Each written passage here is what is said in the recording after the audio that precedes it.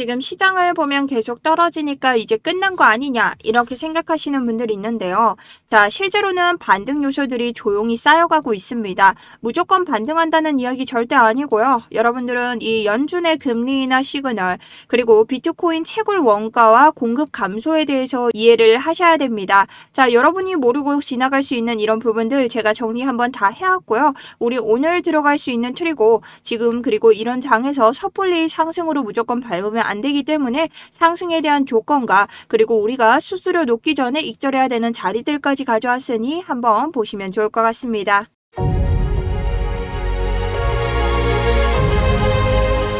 안녕하세요. 여러분의 우상향 계좌를 도와드리고 있는 차트 분석 전문가 정수연입니다. 자, 그럼 오늘 차트 한번 시작해 볼 테니 좋아요 한 번씩 부탁드립니다.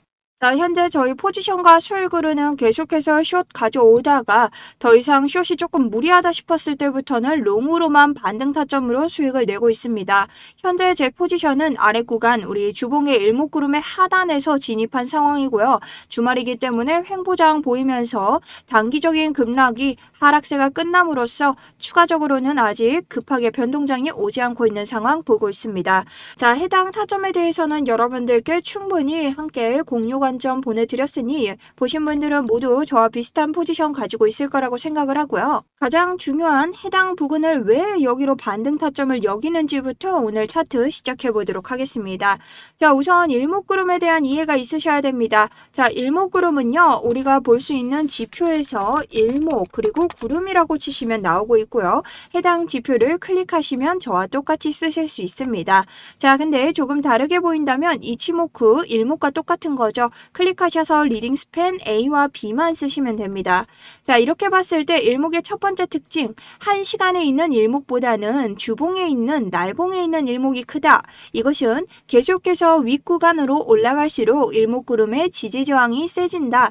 그럼 일목구름은 어떤 구간에서 지지저항이 오는 것인가? 바로 캔들의 위에 있는 것은 바로 윗상단에서 저항이 돼주고 아래에 있는 것은 지지가 돼준다. 근데 이런 일목은 위로 오면 더 세지고 이런 두꺼운 구간은 매도세나 강력한 매수세가 없을 때는 뚫기 힘들기 때문에 우리가 강력한 매수세와 매도세를 동반해야만이 뚫릴 수가 있다.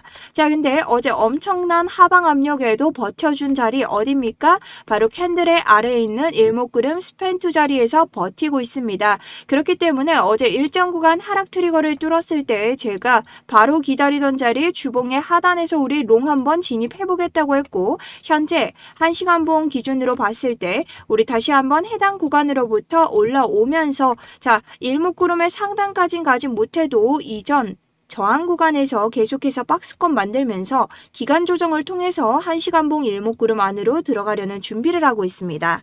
자, 그리고 두 번째로 우리는 지금까지 비트코인이 보여줬던 이런 과매도 구간들을 볼 수 있는데요.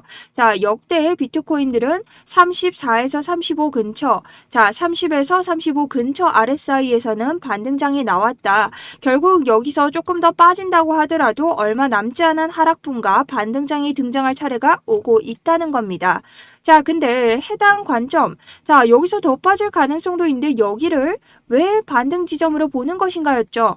자, 이전 설명과 동일합니다. 우리는 해당 부근 바로 요 구간에서 우리가 정확하게 볼 수 있는 강력 매물대를 볼 수 있는데요. 자, 요 강력 매물대가 어디냐? 또 한 번의 롱이 나왔던 이러한 자리죠. 제가 이곳 아래는 세력들의 평단가라고 이야기를 했습니다. 왜 세력의 평단가가 되었을까요? 자, 바로 오더블럭 때문인데요. 오더블럭은 똑같이 지표에서 요거 오더블럭이라고 치시면 되고요. 요것을 봤을 때 오더블럭은 아무 곳에나 있는 것들이 오더블럭이 아니다. 예를 들어 이런 오더블럭은 세력의 평단가가 될 수 없습니다.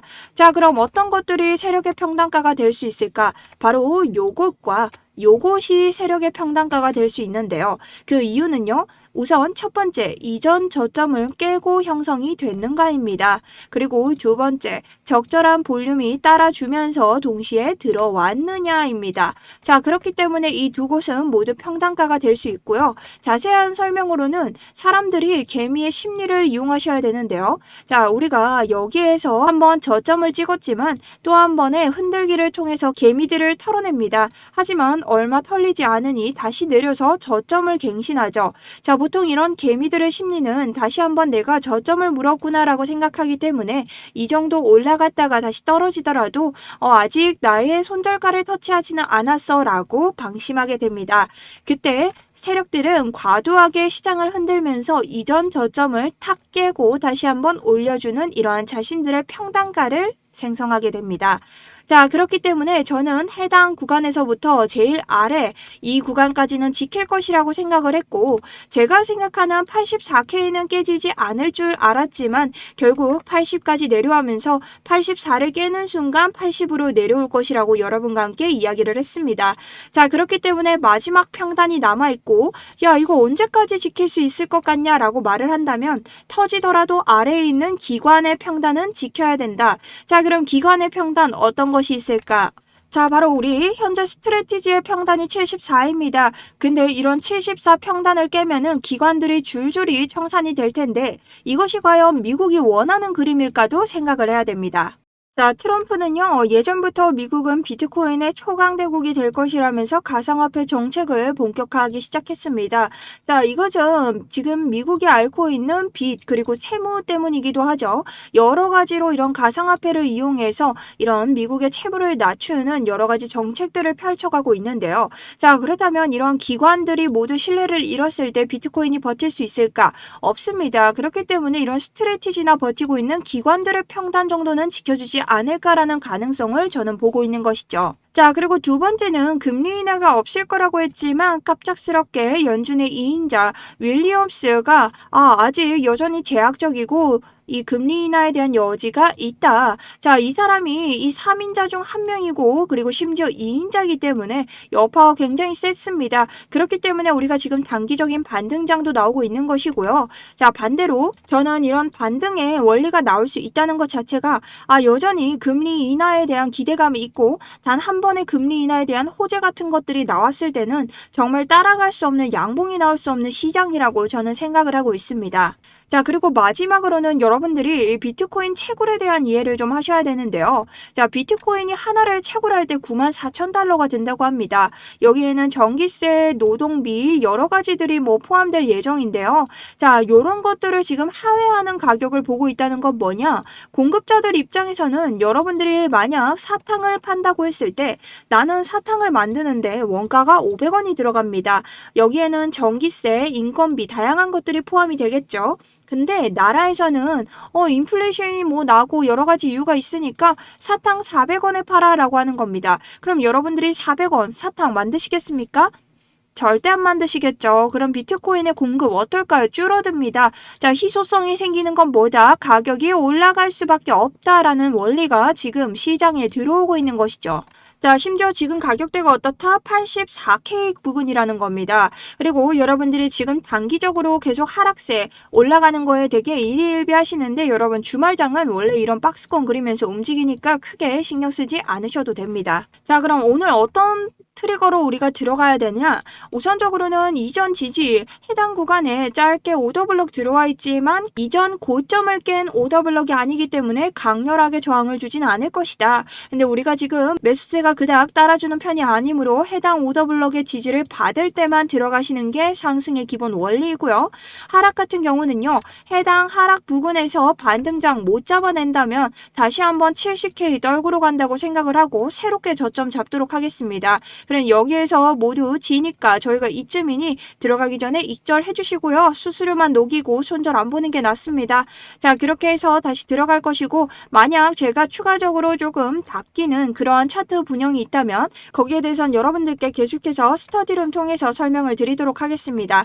자, 스터디룸 실시간 대응 들어오시고 싶은 분들 많으시죠? 그런 분들은요. 지금 보시고 있는 아래 더보기와 고정 댓글 참고해 주시면 좋고요. 이렇게 들어가시면 자, 기타 등 구글 폼 하나 나옵니다. 1번 선택하시면 되고 그 외에 필요하신 것들이 있다면 선택해 주시면 되겠습니다. 아래에 남겨주시고 제출 버튼 눌러주시면 되고요. 자, 이게 조금 불편하다 하시는 분들은 010-8179-6630 아래쪽으로 정리해서 스터디룸은 스터디룸, 자동 매매 지표는 자동 이런 식으로 제가 알아볼 수 있게만 보내주시면 될 것 같습니다. 자, 그럼 오늘 핵심 정리를 한번 해보도록 하겠습니다. 우리 지금 계속해서 봤을 때 1시간 봉의 일목구름을 넘지 못하고 있다. 자, 이것은 무슨 뜻이냐? 1시간 봉 일목구름은 주봉과 날봉으로 따졌을 때 훨씬 지지와 저항이 덜한데 이 정도도 뚫지 못한다는 것은 이 투자자들의 심리가 많이 기울었다는 것이다. 그래서 우리가 이 일목구름을 돌파하는 것이 우선인데 현재 같은 경우는 횡보장이므로 주말 횡보장을 이용해서 요 구름 안으로 들어가서 가격 방어를 하는 것이 1차적인 상승의 기본이 될 수 있겠다. 자, 그렇다고 하더라도 우리가 기본적인 계속 고점을 뚫지 못하는 이러한 넥스테드 구간이 있습니다. 자, 요 구간까지 온다면 도달했을 때 익절을 하는 것이 우선적으로 옳다고 생각을 하고 오늘 만약 하락으로 보고 있는 우리가 밟고 올라왔지만 지지를 계속해서 받았던 이런 구간들 여기에서 반등을 하지 못한다면 우리 추가적으로 저점 다시 한번 노려봐야 되는 그런 장이 나올지도 모릅니다. 자, 그럼 숏은 어떠신가요 하신다면 저는 숏은 반대고요.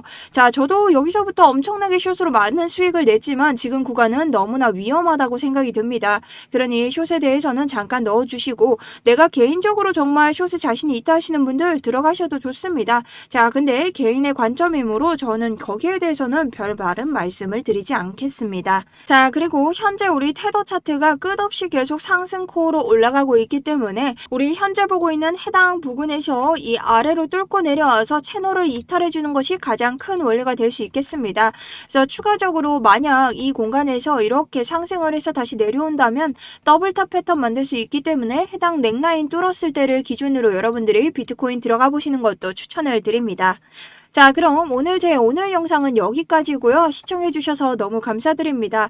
전 지금부터 계속 스터디룸 통해서 여러분과 대응 예정이고요. 지금 많이 힘든 장이므로 여러분들도 조금 더 힘을 내시고 저점을 잡을 수 있는 그 반등 기간 기다리면서 저는 오늘 나스닥이나 여러 가지 경제 지표에 대해서도 여러분들께 자료 보내드리도록 하겠습니다. 자, 지금까지 정수연이었습니다. 감사합니다.